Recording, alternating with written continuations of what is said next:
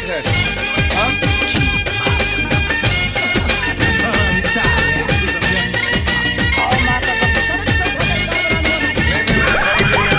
अच्छी है लेकिन बैठने का तरीका अभी बड़ा कैजुअल है।